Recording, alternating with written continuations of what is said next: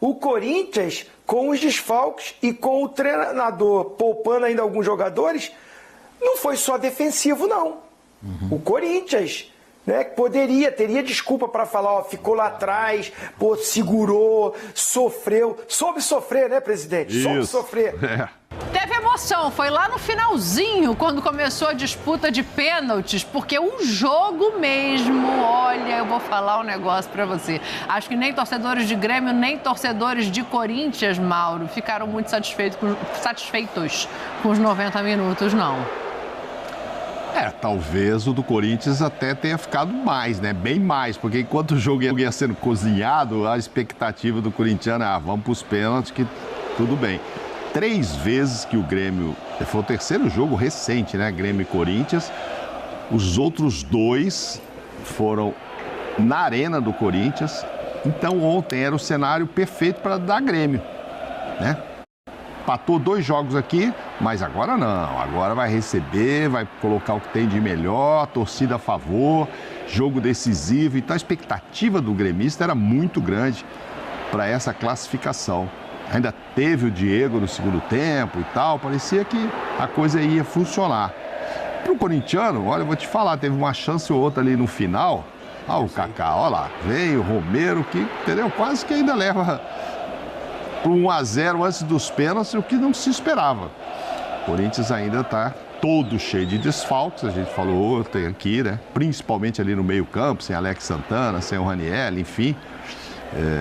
Olha essa jogada do Giovani foi bonita. Foi bonita. Aí o Romero, arrumou e tchuf. Então, assim, o Corinthians ainda deu lá suas saidinhas pro ataque, enfim.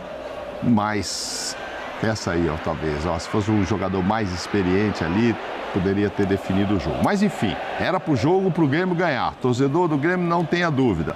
Aí levou para os pênaltis. O Reinaldo muito bem, como sempre, ele é o batedor principal. Encheu... E bate bem, né? E bate bem. O que chamou a atenção aí, curiosamente, o Romero também, né? Olha lá, deu uma paradinha, matou o goleiro.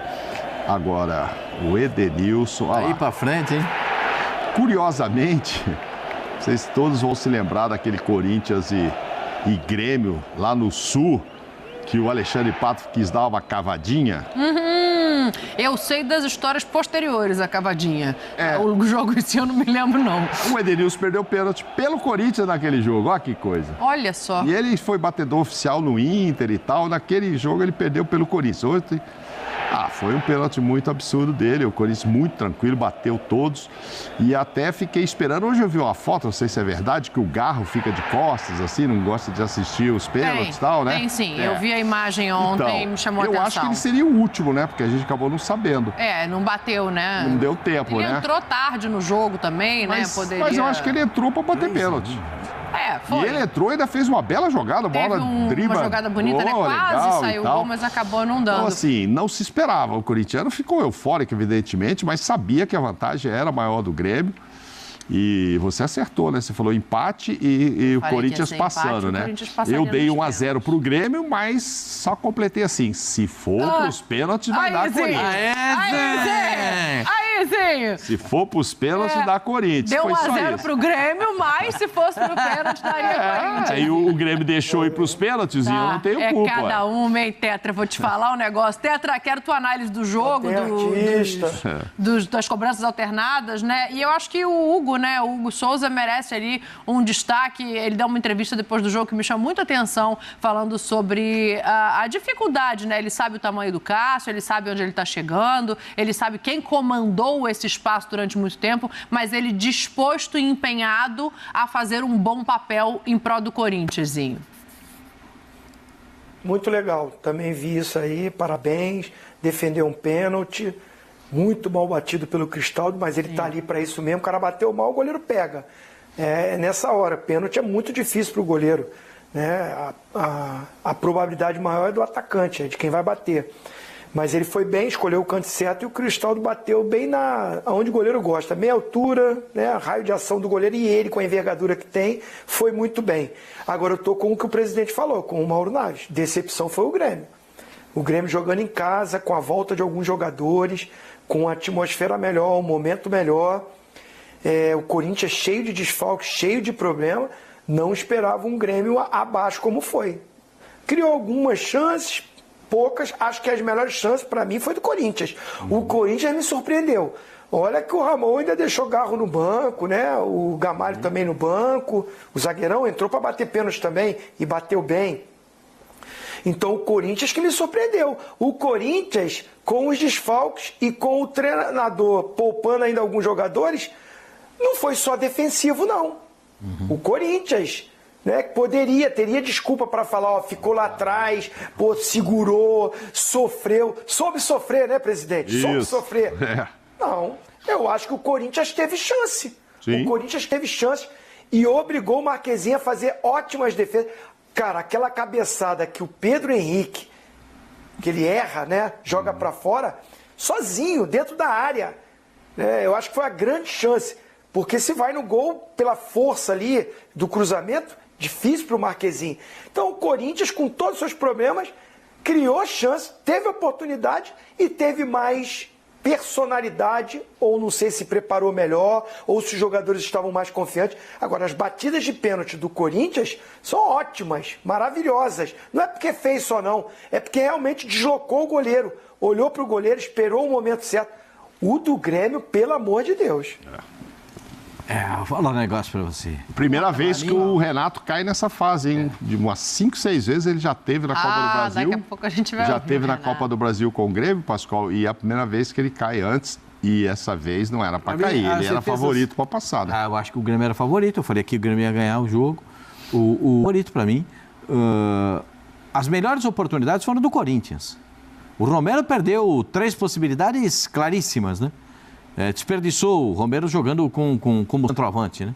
Desperdiçou 3 oportunidades claríssimas. E ainda o Marquezinho fez aquela cabeçada que ele vai pegar do Romero, é um negócio impressionante. Ele está passando na bola e ele consegue encontrar a bola para fazer a defesa. O Corinthians teve uma boa partida. É legal ver o Corinthians encontrando soluções dentro do Corinthians. Esse garoto Giovani, que entrou de novo, a gente tem que entender. É um garoto como qualquer outro. Vai passar por um grande momento, como vai passar por situações lá em cima e lá embaixo, até encontrar o nível dele. Porque ele é muito bom jogador.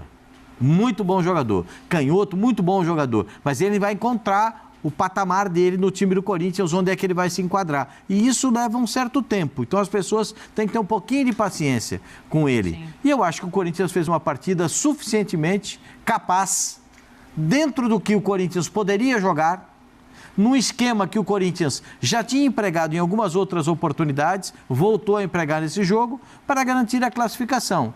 E aí os aplausos para o Hugo, né? A entrevista do Hugo no final do jogo, para mim, muito legal, né? É a melhor, né? Você usa uma palavra que me chamou a atenção, Pascoal, suficiente para o jogo, suficiente para a classificação. Eu acho que vale, sabe o quê? A gente ouvir o Emiliano Dias, porque ele fala um pouco sobre o que é prioridade. E ele fala claramente de uma maneira que é difícil acontecer no futebol brasileiro. Então é isso, eles foram para fazer o suficiente e conseguiram. Vamos ouvir para a gente voltar ao debate aqui. El planejamiento ahora es ir al sábado, después vemos qué acontece en la Copa. En los chimis grandes no tienen respiro nunca. Mas hoy, gracias a Dios, dimos chance para una parte del grupo que no venía teniendo oportunidad y respondió, estuvo a la altura, respondió. Y sabemos que la prioridad para nosotros es el Brasileirão. Pero bueno, esto nos ayuda, nos hace crecer anímicamente y seguimos planificando en base a partido, jogo a jogo. Porque eu quis ouvir, ó. Porque é isso mesmo, Pascoal. Foi só o suficiente. A prioridade é outro lugar. E, assim, é interessante a gente ouvir uma diretoria falar sobre isso claramente, né? Eu acho difícil. Eu não me lembro a última vez que eu vi algo assim. O Corinthians sabe que o Campeonato Brasileiro é o que interessa. Adianta ganhar a Copa do Brasil e ser rebaixado para a Série B? Não. Para o Corinthians, não. Então, é o que o Emiliano tentou traduzir. Nós precisamos sair dessa situação do Campeonato Brasileiro, da zona do rebaixamento. Já saiu um pouquinho, voltou, está nessa aí, né? Então, o Corinthians precisa fazer, guardar o melhor para o Campeonato Brasileiro. Então, ele falou, no final de semana a gente tem Campeonato Brasileiro, depois vamos ver o que vai acontecer na Copa, e assim por diante. Porque o Corinthians tem que traçar uma prioridade. Ainda bem que traçou a prioridade, no meu modo de ver, correta. Porque o Campeonato Brasileiro é prioridade. Se cair na Copa do Brasil, tem chance no ano que vem na Copa do Brasil. Sim. Mas se cair no Campeonato Brasileiro, vai jogar a Série B? Eu acho que até o Corinthians, ou no caso a comissão técnica, já tinha o Grêmio como favorito. Sabe, eu vou lá, vou levar todo mundo, vou me desgastar, mas o jogo praticamente é na casa do Grêmio, né? Pelo menos com relação à torcida, o campo a gente sabe que não é o mesmo. Sabe, aí de repente eu vou perder esse jogo lá e estouro todo mundo para o Campeonato Brasileiro? Não, vou poupar aqui. Aí pegou os caras que vinham jogando mais tempo e tirou.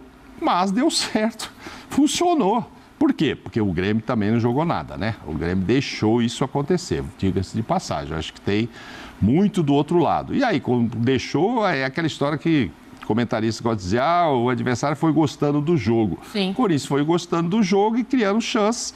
E por pouco não vence mesmo. No final, na parte final, teve as melhores oportunidades de vencer a partida. Mas acho que nem a comissão técnica esperava por tanto. Ele coloca no final ali... O Ramalho ele colocou porque ele perde o volante. Aí ele já tinha falado com o Ramalho, se você precisar, você vai de... quando se machucou, vai de volante. E aí servia também para bater pênalti, né? Tinha essa. Aí põe ali. E o Garro ali, eu imagino, também para bater pênalti, que era bem no final. Ainda criou uma oportunidade, já deu uma diferença quando o Garro pegou na bola. Mas, enfim, ele precisa desses caras para o Campeonato Brasileiro mesmo, que a coisa ainda está muito feia. E o Grêmio sabe também que precisa agora se dividir, uma competição a menos. As notícias são de que metade do elenco vai continuar em Curitiba, cuidando para enfrentar o Fluminense, e vai com outro grupo, meio mistão, para enfrentar o Cuiabá. Vai evitar viajar com todo mundo também, desgaste de viagem, etc., porque tem o Fluminense, tem Libertadores, sim, a coisa é mais pesada. Então, acho que o Renato vai ter que se dividir. O Renato estava meio diferente ontem na entrevista, né? Porque ele não está acostumado a perder. Nessa fase, repito, ele 4 ou 5, ou mais até, já Copas com o Grêmio, e ele sempre, pelo menos dessa fase, passou, né? E eu acho que ele também achava que ia passar, e aí é duro aceitar, né? Não sabe, tem que aceitar a derrota, né? Também tem engrossado de uma maneira um pouco excessiva, né? Com quem faz as perguntas a ele. Eu quero ouvir o Zinho sobre o lado do Grêmio, mas antes, Zinho, vamos ouvir então o Renato, já que o presidente cita a entrevista dele. Tem um trechinho aqui que eu acho que é o que chamou a atenção de todo mundo, né? A hora que ele sobe o tom quando é perguntado se pode ser responsabilizado pela eliminação. O segundo tópico também, você colocou, por exemplo, o jogador para bater pênalti, não bateu bem. Os jogadores estavam descontados em campo fisicamente, nitidamente, foram para a cobrança, também não conseguiram. E tradicionalmente eles são substituídos no segundo tempo. Também jogadores que você fez a seleção, por exemplo, deixando o Arezzo de fora, a gente sabe que tem 4 estrangeiros, deixou 2 outros reforços recentes no banco, mas acabou não utilizando. Dá para dizer, né, e você vinha elogiando até mesmo o elenco pelo rendimento recente, na toa que ganhou do Atlético Paranaense na Arena da Baixada. Todas essas escolhas, dá para colocar na conta do treinador a eliminação de hoje? Posso rir da tua cara ou não? Bom, já estou rindo então. Mas vou explicar as tuas perguntas. Em primeiro lugar, o time não esteve tão bem como nos outros jogos. Em segundo lugar, o time estava descansado. O time não atuou esse final de semana. Quem atuou foi outra equipe. Em terceiro lugar, eu não poderia tirar alguns jogadores que, mesmo esgotados, são batedores de pênalti. Aí você vai me falar, mas eles erraram. O Zico errou pênalti na Copa do Mundo. Que lembrança, hein, Renato? Ô, Zinho, tá aí a resposta dele, né? Acho que ele dá uma cutucada ali, um pouco mal educado, não tinha necessidade, mas depois ele faz uma explicação dos motivos pelos quais esses jogadores estavam ali, né? E tem um ponto também. Olha, assim, eu até estava esperando, eu não tinha visto ainda a entrevista do Renato. Só isso que foi passaram aí pra gente. Eu achei que ele respondeu no mesmo tom que o repórter falou para ele. O cara botou na conta dele a desclassificação. E ele não gostou. Vou rir de você, né? Do que você está me falando. Eu acho que tá. A pergunta foi maldosa e a resposta foi bem rebelde também. Foi no tom do que ambos ali, um confrontou com o outro. Eu só acho que o Renato não precisa ficar entrando nesse embate. Mas eu acho que a pergunta também foi bem pesadinha, né? Porque realmente ele poupou o time todo, gente. Ganhou do Atlético Paranaense com o time reserva. Como é que o time está esgotado? A prioridade dele era essa. Agora, o rendimento não aconteceu, os jogadores não fizeram o melhor, aí é uma outra situação. Mas a pergunta do jeito que foi bem encaminhando para botar tudo na conta do Renato. E aí ele está no direito dele de responder também. Eu achei muita indelicadeza do Renato. Sim. Eu não vi nenhuma ofensividade na pergunta, porque, na verdade, o repórter disse para ele, no final do jogo, os jogadores estavam cansados, e ele botou os jogadores cansados para bater pênalti. Com exceção do Edenilson, né? Que entrou no finalzinho. Exceção do Edenilson. Então, eu também. Acho que a indelicadeza do Renato é completamente desnecessária. Ele poderia ter respondido, mas eu sei do embate dele. A gente sabe como é que funciona, porque tem Grenal todo dia, né? Não tem Grenal quando ganha, tem Grenal quando perde, e tem Grenal todo dia. E isso é, evidentemente, uma situação que ele tem muitas animosidades, né, com o pessoal dos jornalistas do Rio Grande do Sul, e essas animosidades aparecem em todos os momentos. Mas eu achei que foi uma grosseria do Renato. Acho que o Mauro que falou, né, que ele não está acostumado a perder. Foi o Mauro que falou que nunca caiu nessa fase da Copa do Brasil. Acho que ele está sendo confrontado. Eu só acho que o final da pergunta do repórter não foi também suave, não. Ele falou claramente, pode-se dizer que a desclassificação está na conta do treinador? Mas todo treinador acaba desclassificado, diz que a culpa é dele? Eu não vi nada demais na pergunta também. Não, eu acho que qualquer repórter pode perguntar. E ele respondeu, e ele não respondeu tudo que o cara perguntou? Não, respondeu, mas é que eu acho que não precisava. Vou rir da sua cara, né? Assim, mas eu acho que o cara também não precisava jogar tudo na conta dele. Não é ele que bateu os pênaltis. Se não bota o Cristaldo para bater o pênalti, iam falar, você não botou o Cristaldo para bater? Eu acho o seguinte... É duro também, né, gente? Os argumentos do repórter não estavam corretos. Perfeito. Entendeu? Ao meu modo de ver. Agora, o repórter tem direito de perguntar para qualquer técnico. Se o Tite perde ontem, dá lá, vai pro pênalti, Tite, a culpa é sua, né? Ou é do Pedro, do Arrascaeta, que não jogou bem. É normal, você vai perguntar, posso pôr na sua conta essa desclassificação? Ok. Só que ele podia, não precisava, eu também não gosto desse negócio, posso rir na sua cara, não, ele podia devolver tudo para o repórter, porque ele tinha todos os argumentos, que o repórter, na minha opinião, não tinha justificativa. O time estava descansado, porque não foi esse time que ele usou contra o Atlético, e ganhou o jogo. O Edenilson, que também bateu, acabou de entrar, tinha jogado 2 minutos, quer dizer, não estava cansado. E os outros, como diz o Zinho, ele botou os melhores. Tanto é que ele começa com o Reinaldo, que sim, jogou o tempo todo, mas é o melhor batedor, ele já abre com o Reinaldo e o Reinaldo faz o gol. Então, o Renato tinha argumentos para dizer, olha, o time não foi bem, etc., mas não é isso que você está falando. Só não precisava debochar no começo aí e tal, posso rir na sua cara e tal. Quer dizer que se o Renato perder a Libertadores também, não pode ser culpa dele, nunca é dele, é só do time? Você pode perguntar uma hora, Renato, você errou a mão hoje ou não errou? De uma forma normal, tal. Agora, você tem que ter argumentos para isso. Acho que ontem, na pergunta, o cara não tem argumentos para isso. Que o time não estava tão cansado assim. O Renato estava com a razão de falar, descansei todo mundo no último jogo, botei os melhores para bater, enfim. Mas também é duro, quando você senta ali perdendo, nem todo mundo... Quer dizer, gostar ninguém gosta de perder, quando a pergunta é maldosa, direcionada. Enfim. Tá ali. O repórter fez o papel dele, tomou uma atravessada, não gostou, e o Renato tá no direito dele, deu uma resposta mal educada, acho que não precisava.